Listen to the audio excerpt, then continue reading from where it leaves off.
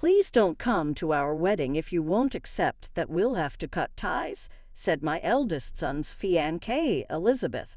Nodding in agreement to those words was Elizabeth, the wife of my eldest son. Realizing how much they detested me made my heart sink. What have I done to them? Wasn't I just fulfilling my role as a mother and mother-in-law? Where did I go wrong? Why have they come to hate me so much? To be told to miss their wedding must mean it's serious, but I can't think of anything I might have done. Neither can my husband. It's unforgivable.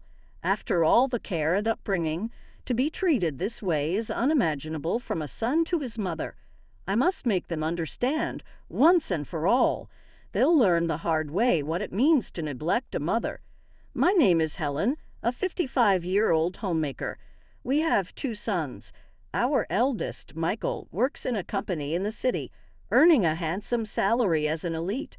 On the other hand, our younger son, David, has always been quiet, preferring delicate tasks, so he works in a manufacturing factory locally. Although the boys got along well in their younger years as their egos developed, Michael began to despise David unilaterally. He would belittle David in front of us and even bully him at school.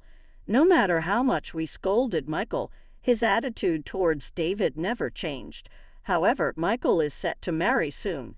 His fiancée, Elizabeth, apparently works at the same company.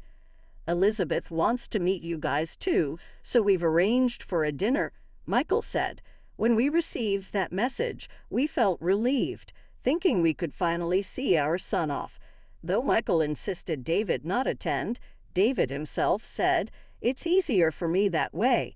So my husband and I decided to buy him a souvenir on our way back. Then came the day of the promised meeting. We were directed to a rather expensive restaurant where a private room had been booked. Entering the room Michael had mentioned, we found him and a strong-willed woman already seated. "You're late, Mom and Dad." "Sorry, dear, we got a bit lost in this unfamiliar place." "Don't embarrass me too much." Though Michael's harsh words hurt, I tried not to take it to heart as it was typical of him. We took our seats and began to dine on a meal that was truly lavish, all while listening to the conversation between the two. Elizabeth listens to everything I say and thinks ahead for our future. Elizabeth is really exceptional. If someone like her had been by my side earlier, I could have achieved so much more. Elizabeth is a perfectionist, far more distinguished than you two. Michael was gushing about his fiancée, Elizabeth, sitting next to him. Elizabeth, looking pleased, chimed in. "Michael, you're exaggerating." It seemed Michael was head over heels for Elizabeth, as he couldn't stop praising either himself or her. "I'd really like to hear more about how you two met, what brought you together," I said, but even when I asked, I was dismissed with, "Rather than dwelling on such a boring story, I'd prefer you understand Elizabeth's virtues." The whole meeting felt like a pitch for Elizabeth, making us uncomfortable. My husband also seemed uneasy, and I was glad we didn't bring David along. I've said it before, but Elizabeth is in a different league from you. Don't mistreat her after we're married. Treat her with respect. We wouldn't dream of mistreating anyone. You wouldn't know.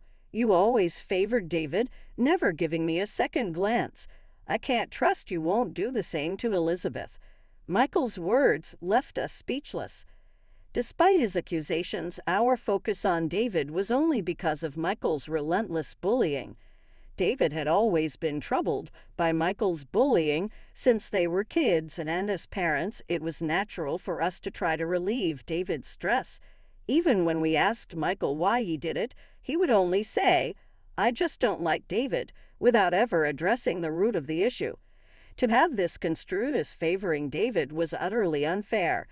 However, not wanting to worsen the atmosphere further, we couldn't retaliate against Michael's words.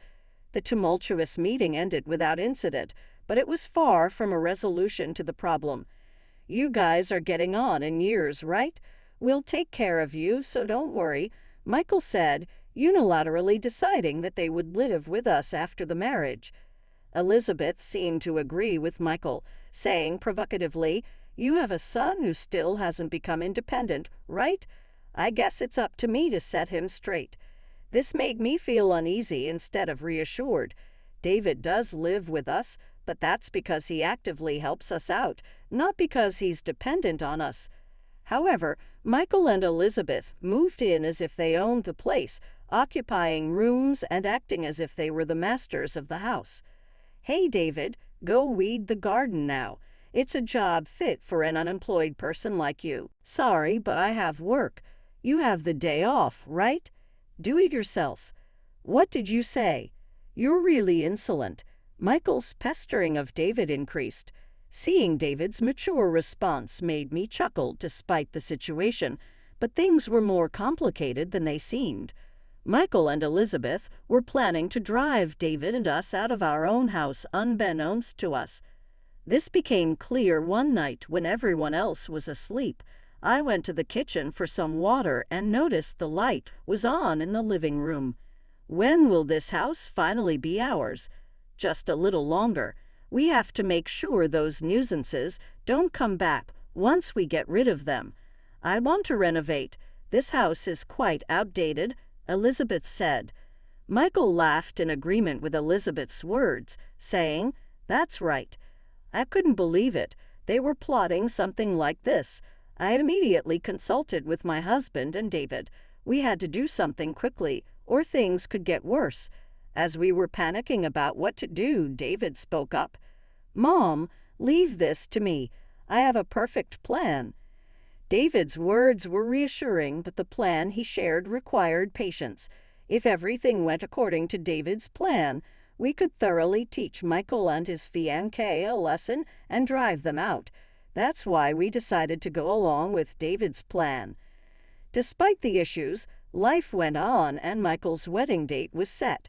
They chose a lovely venue nearby. I thought about having it in the countryside, but the place they showed us was really nice. "It's a bit pricey, but we can easily afford it," Michael said with a laugh, which irritated me, but I held back. Michael and Elizabeth continued to antagonize David, but thanks to David's mature handling, it didn't seem too painful. When the wedding date was set, we were summoned by Michael and Elizabeth. Wondering what it was about, David, my husband, and I went to meet them, only to be shocked by what they said. "We want you not to attend our wedding. If you do, we'll cut ties." I was dumbfounded by their words, but I tried to remain calm and asked Michael, "Are you serious? Why do you bring this up now?" "I'm just terrified of you guys. I can't stand the thought of being surrounded by such people at my wedding," Elizabeth responded, pretending to cry, which made me feel even worse. "Like I said, if you don't like it, we'll cut ties. That would be a problem, right? After all, I'm the pride and joy of this family, unlike that worthless brother," Michael said, pointing at David. David looked unsure of what to say. Seeing this, I finally lost my patience. "Michael, enough is enough. You've always looked down on David. Why do you act this way? You're his brother. Stop treating him so poorly," I spoke out. Michael and Elizabeth turned their hostility towards me. "You're just as bad, fooled by his meek act and spoiling him. Is this sibling favoritism? It's always been awful living here." "That's because you've always bullied David. That's just an excuse, isn't it? You just couldn't help but favor David, could you?" No matter how many times I said no, Michael wouldn't listen, and we couldn't have a rational conversation.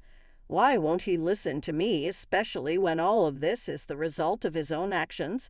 Why won't he reflect on his behavior at all? Despite everything, Michael is still my son.